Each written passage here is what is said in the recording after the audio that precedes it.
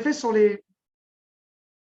Donc, il y a longtemps, j'avais fait un webinaire sur les archétypes masculins et féminins. Mais là, je l'avais fait que sur les masculins, mais on pourrait aussi parler des archétypes féminins. Archétype, remplacer ce mot par des personnalités types, on va dire. Un peu pour ceux qui aiment les tests de personnalité, ça va vous plaire. Dans ces 4 archétypes, moi, je vous avais conseillé un livre qui est une simplification.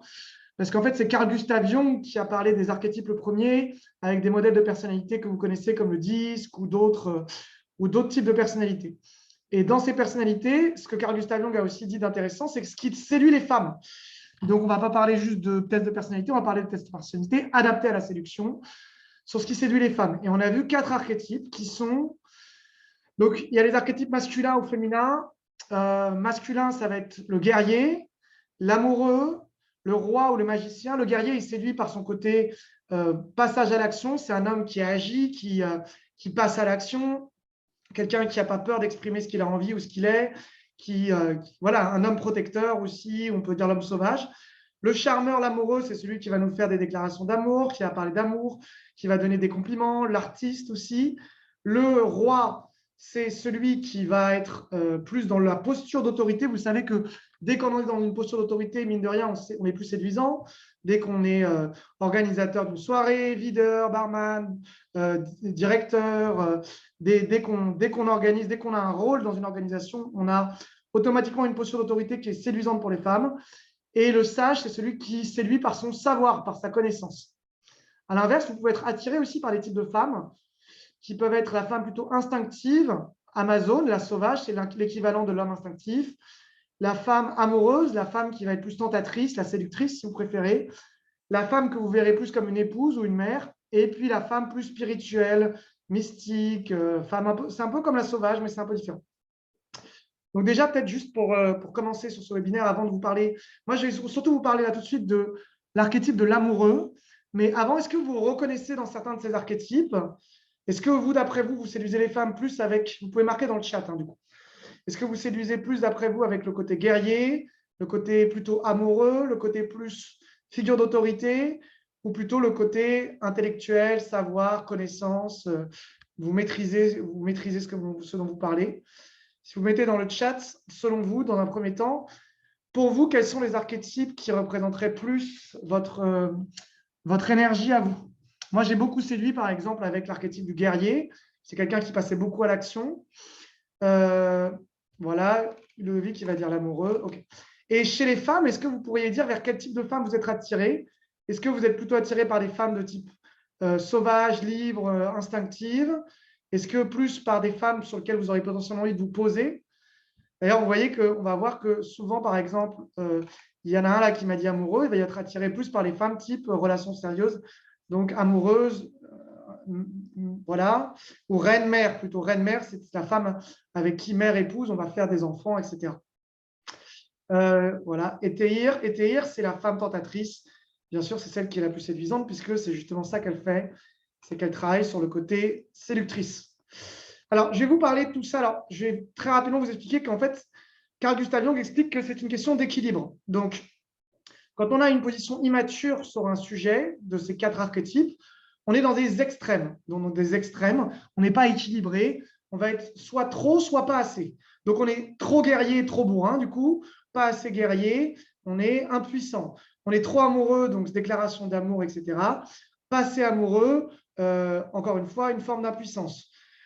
Trop dans sa position d'autorité, ça devient un gourou ou un dictateur. Pas assez dans son autorité, ça devient quelqu'un de soumis, par exemple. Et ainsi de suite, et ainsi de suite. Donc, le but, c'est bien sûr de trouver un équilibrage pour n'être ni trop ni pas assez et arriver de l'enfant à l'adulte pour intégrer ces parts de nous-mêmes. Parce qu'on a tous, bien sûr, les 4 parts. Ce n'est pas de dire juste… Quand on parle de test de personnalité, le but, ce n'est pas de dire « je suis ça » ou « je suis ci ». C'est de se dire qu'on est tout à la fois, mais qu'il y a des parts de nous qu'on a plus développées que d'autres. Donc, ne pensez pas que c'est quelque chose de figé.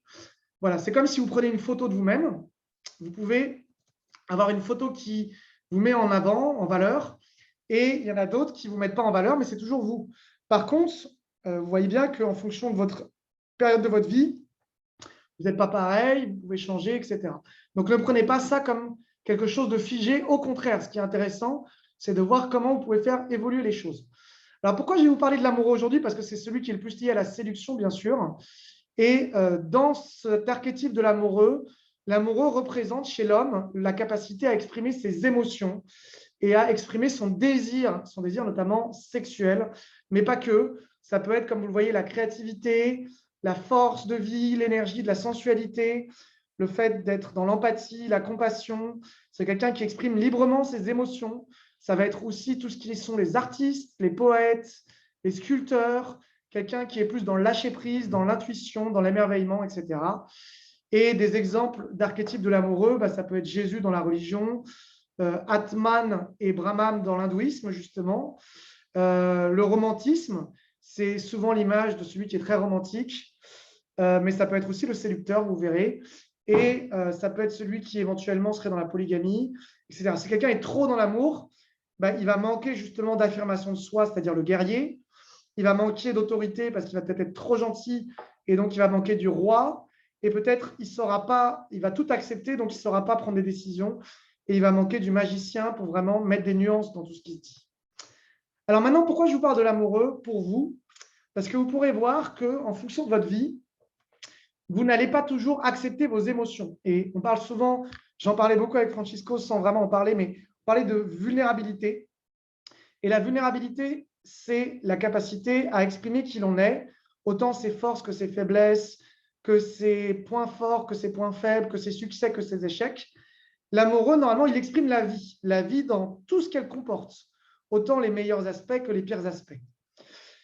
Si on n'accepte pas cette part de nous-mêmes qui a envie d'exprimer du désir pour une femme, on n'a pas envie, typiquement, pour revenir dans notre sujet, d'être quelqu'un de lourd, de pervers, d'agressif, d'être perçu comme un…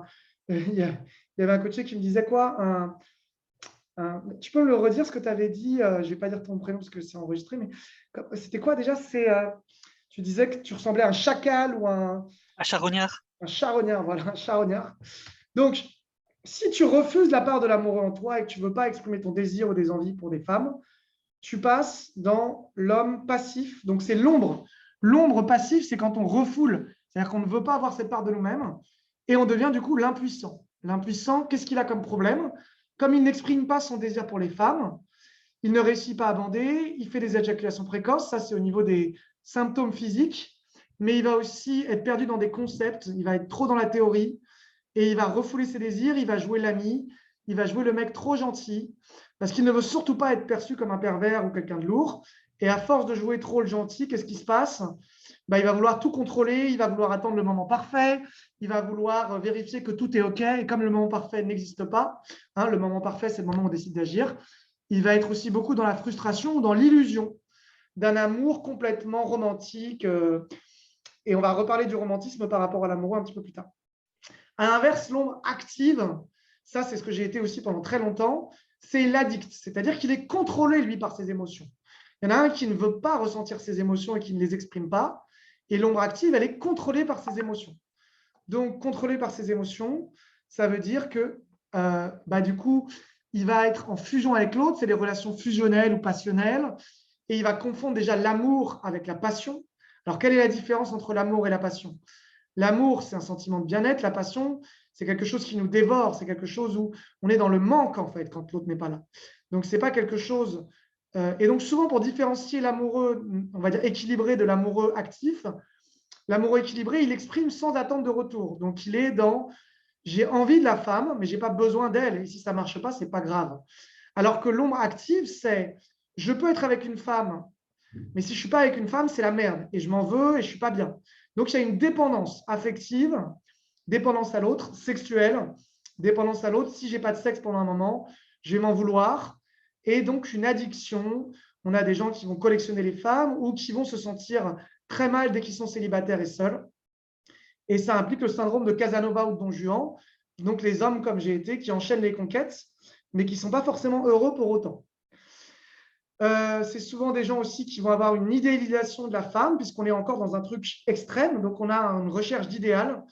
Et cette recherche de perfection, c'est aussi pour, bien sûr, refuser son imperfection à soi-même. Parce que, comme je vous l'avais dit, l'amoureux, quand il est équilibré, il exprime autant ses meilleurs aspects que ses pires aspects, comme un artiste ou un chanteur qui va raconter autant des belles chansons d'amour que des moments où il raconte son désespoir. C'est-à-dire que c'est quelqu'un qui intègre tout ce qu'il est dans ce qu'il a de meilleur et de ce qu'il a de pire. Donc, vous voyez que vous pouvez peut-être vous reconnaître des fois dans votre vie comme étant trop dans l'ombre active, c'est-à-dire trop à fond, trop en mode déclaration d'amour ou trop désespéré ou trop frustré, par exemple, ça c'est l'addict. Ou à l'inverse, si vous ne voulez surtout pas exprimer votre désir pour les femmes pour éviter de vous faire rejeter, parce que vous voulez être sûr que vous maîtrisez tout avant de montrer que vous êtes intéressé, vous rentrez dans l'impuissant. Alors les termes sont un peu forts, hein, mais c'est volontaire. Alors maintenant, qu'est-ce qui se passe la plupart du temps? On va vous prendre des exemples. Je vais inventer des noms, hein, mais par exemple, on va avoir John. John, il fait tout pour être sympa avec les filles. Il ne veut surtout pas montrer que c'est un connard en étant sexuel. Et puis d'un coup, John, alors qu'il n'y a aucun flirt avec la fille, il n'y a pas de processus de séduction, il va faire une déclaration d'amour alors que la fille le voyait comme un ami, ou pire, ils n'avaient même pas parlé ensemble, il envoie une lettre ou un truc comme ça, ou un SMS. Et du coup, ça crée un décalage total parce que il veut refuser finalement la séduction. C'est-à-dire qu'il veut passer directement de la rencontre à l'amour, sans passer par la phase séduction. Sauf que, comme je vous l'avais dit souvent, la parade amoureuse, elle est nécessaire. C'est-à-dire qu'on a d'abord besoin de faire connaissance. Et puis surtout, quand il exprime son amour, il exprime comme quelque chose de désespéré, où il va idéaliser la femme, où il va la traiter comme une princesse. Hein. C'est un peu quelqu'un qui a vu beaucoup de Walt Disney en général, et donc qui a l'image des femmes qui sont très romantiques, très fleur bleue. Donc, l'ombre passive, souvent fleur bleue. Hein. Quelqu'un qui vit un peu dans des illusions et qui n'est pas proche de la réalité, puisqu'il y a des femmes qui peuvent aimer le romantisme, d'autres pas. Et puis surtout, les gens apprennent à se connaître avant de sortir ensemble en général. L'ombre actif, à l'inverse, c'est quelqu'un de trop bourrin. Donc, ça va être quelqu'un, par exemple, qui va être, par exemple, on va l'appeler Fred. Fred, il fonce vers la fille, il lui dit directement qu'il a envie d'elle, mais il ne le dit pas avec détachement, parce qu'on peut aussi être très cash, mais en étant parfaitement détaché, c'est-à-dire j'ai envie de la fille, si je me fais rejeter, c'est pas grave, j'en vais voir une autre et tranquille. Non, non, Fred, lui, quand il exprime son désir, c'est avec beaucoup de frustration. Et même s'il travaille sur lui pour l'exprimer avec moins de frustration, son désir, s'il ne couche pas avec une fille pendant 2-3 semaines, il va se sentir comme une merde, il ne va pas s'aimer lui-même parce que, vous voyez, il a attaché le fait d'avoir du succès avec les femmes avec son identité, en fait. Il s'est identifié à l'amoureux. Donc, s'il n'est plus l'amoureux, il considère qu'il ne sert à rien, en fait. Je pousse un peu à l'extrême dans ce que je dis, mais pour que vous voyez. Donc voilà, c'était un peu ça que je voulais vous partager. Alors maintenant, qu'est-ce qu'on peut se poser comme question par rapport à ces deux extrêmes? C'est des questions pour réfléchir dessus et éviter d'aller dans ces deux extrêmes et être un amoureux équilibré. Donc déjà, quel type d'amoureux vous connaissez vous inspire? Est-ce que ça vous inspire d'être comme ci ou comme ça? Est-ce que vous avez déjà vous-même fait des déclarations d'amour et vu que ça ne marchait pas quand vous êtes trop à fond, trop vite pour une femme? Ou à l'inverse, si vous êtes complètement détaché, que vous enchaînez les conquêtes, vous pouvez aussi devenir insensible et ne plus du tout réussir à créer de la connexion et de l'intimité avec les femmes, puisque ça restera juste de la superficialité, c'est-à-dire de la passion, mais il n'y a pas de vraie connexion. Et quelles sont les qualités que vous avez envie de développer chez l'amoureux dans sa capacité à exprimer qui il est librement? Et dans les ombres de l'amoureux, vous pouvez vous poser la question de est-ce que vous ne cherchez pas une femme parfaite, un idéal qui n'existe pas, bien sûr?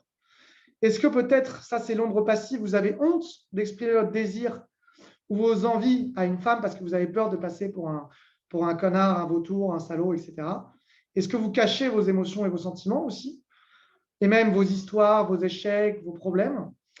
Ou au contraire, est-ce que vous avez aussi tendance à idéaliser les femmes, c'est-à-dire que quand il y a une femme qui vous plaît, vous la mettez sur un piédestal? Est-ce que vous avez l'impression, à l'inverse, que vous ne contrôlez pas vos émotions quand vous êtes pris dans de la passion? Ça, c'est l'amoureux excessif, c'est l'ombre active. Et est-ce que vous avez l'impression des fois que vous ne savez pas exactement comment montrer vos envies et que vous posez trop de questions sur comment ça va être perçu, ou au contraire que vous l'exprimez mais que ça ne marche pas parce que quand vous le faites, vous êtes trop passionné? Donc voilà, j'arrête l'enregistrement.